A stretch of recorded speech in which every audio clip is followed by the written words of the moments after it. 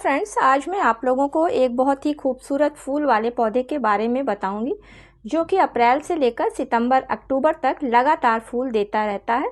तो इन फूलों को देखकर आप समझ ही गए होंगे कि ये इतना हाईली ऑर्नामेंटल प्लांट कौन सा है। जी हाँ फ्रेंड्स, इसको ओरिएंटल या फिर कनेर के नाम से जानते हैं। तो आज इसी पौधे की देखभाल किस तरीके से करनी चाहिए, कौन सी इसको फर्टिलाइज़र देनी चाहिए जिससे कि हम गमले में लगे हुए कनेर के पौधे से ज़्यादा फूल ले सकें, इसी टॉपिक पर आज का हमारा वीडियो आधारित है। तो फिर चलिए देर ना करते हुए वीडियो की शुरुआत करती हूँ। नमस्कार दोस्तों, मेरे यूट्यूब चैनल पर आप सभी लोगों का हार्दिक स्वागत है।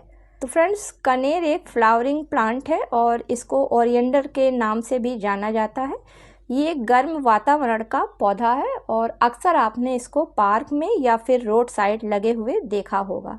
कनेर का पौधा एक झाड़ी नुमा पौधा है, लेकिन इसको गमले में भी प्रूनिंग के द्वारा लगाया जाता है। इसमें जो फूल आते हैं वो पीले, गुलाबी और सफ़ेद रंग के फूल होते हैं। दो वैरायटी इसमें होती हैं, एक देसी आती है, दूसरी हाइब्रिड वैरायटी होती है।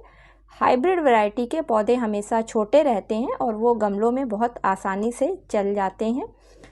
ये पौधा बहुत कम केयर मांगता है और भीषण से भीषण गर्मी को भी बहुत आसानी से झेल जाता है। इसके अलावा कनेर का पौधा हर तरीके की मिट्टी में बहुत आसानी से ग्रो हो जाता है।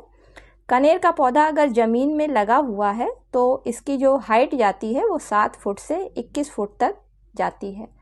इसके बावजूद इस पौधे को गमले में ग्रो किया जा सकता है। तो फ्रेंड्स, जब फ्लावरिंग सीजन इसका ख़त्म हो जाता है तो कनेर की पौधे की प्रूनिंग कर दी जाती है, जिससे इसकी हाइट कंट्रोल हो जाती है और इस पौधे को गमले में लगा दिया जाता है। बरसात के सीजन में कनेर के पौधे की कटिंग को बहुत आसानी से लगाया जा सकता है, क्योंकि फ्रेंड्स कटिंग को लगाने के 10 से 15 दिन के अंदर ही जो इसकी कटिंग होती है उस पर रूट्स आने लगती हैं। तो सबसे पहले कनेर के पौधे के लिए पॉट की बात कर लेते हैं। तो फ्रेंड्स, कनेर का पौधा एक ऐसा पौधा है जो हर तरीके के गमले में आसानी से ग्रो हो जाता है। फिर चाहे वो मिट्टी का गमला आपके पास हो, प्लास्टिक का गमला हो या ग्रो बैग हो, तीनों ही तरीके के गमलों में ये बहुत आसानी से पौधा चल जाता है। इसके बाद फ्रेंड्स, इसके सॉइल मिक्सचर की बात करते हैं। तो कोई भी पौधा जो होता है वो गमले में आसानी से ग्रो नहीं होता है, क्योंकि उसके पास सब कुछ लिमिट का होता है। इसलिए जब उसको पॉट में लगाते हैं तो सबसे पहले उसकी सॉइल मिक्सचर पर ध्यान देना होता है, क्योंकि यही उसका बेस होता है।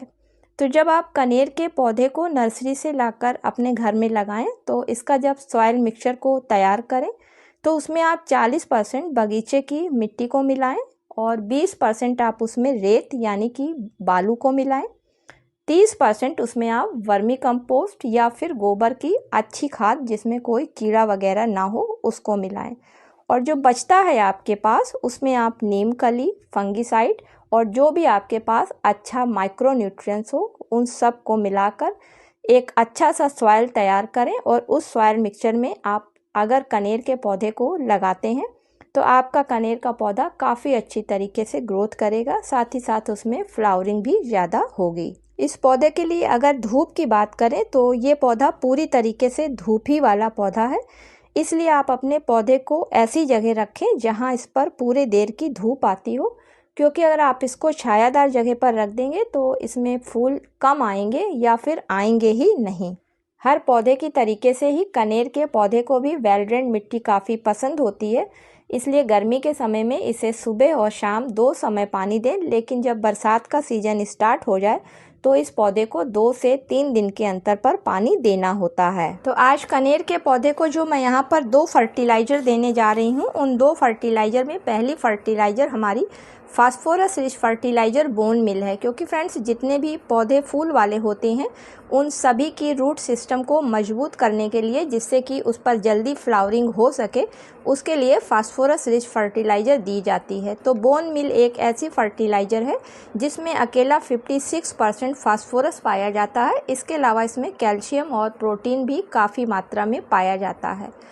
तो इसको अगर पौधे पर इस समय दिया जाता है तो पौधे का रूट सिस्टम मजबूत होएगा, जिसकी वजह से पौधे पर फ्लावरिंग जल्दी स्टार्ट हो जाएगी। और अब इसमें जो दूसरी फर्टिलाइज़र मैं मिलाने जा रही हूँ तो फ्रेंड्स वो पोटेशियम फर्टिलाइज़र है, क्योंकि पोटास एक ऐसी खाद है जो कि पौधों पर डालने से फूल वाले पौधों में फूल जल्दी आते हैं तथा ज़्यादा मात्रा में निकल कर आते हैं। तो अगर आपके पास पोटास खाद नहीं है तो उसकी जगह आप सूखे केले के छिलकों को भी यूज़ कर सकते हैं। चलिए अब देख लेते हैं कि इसको कनेर के पौधे पर देना किस तरीके से है। तो फ्रेंड्स, अगर आपका पौधा 10 से 12 इंच के गमले में लगा हुआ है तो उसके लिए आप 2 चम्मच बोन मिल्क को ले लें और उसमें आधा चम्मच आप पोटास खाद को मिला लें। अगर आपके पास पोटास खाद नहीं है तो आप 2 सूखे हुए केले के छिलकों को अच्छी तरीके से मैश करके उसका बुरादा इसमें मिला लें। और अब देने के लिए आप गमले की पहले अच्छी तरीके से गुड़ाई कर लें। गुड़ाई करने के बाद में इस फर्टिलाइज़र को गमले की मिट्टी के किनारे किनारे चारों तरफ डाल दें, ऊपर से मिट्टी से कवर कर दें।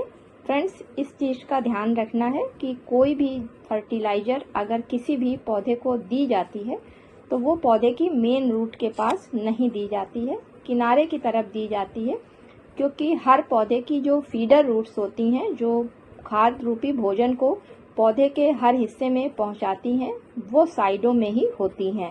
इसके बाद ऊपर से आप पानी डाल दें। तो फ्रेंड्स, इस तरीके से अगर इस फर्टिलाइज़र को आप कनेर के पौधे में महीने में 1 बार देते हैं तो आपके पौधे पर अगर फ्लावरिंग नहीं हो रही है तो फ्लावरिंग बहुत जल्दी स्टार्ट हो जाए।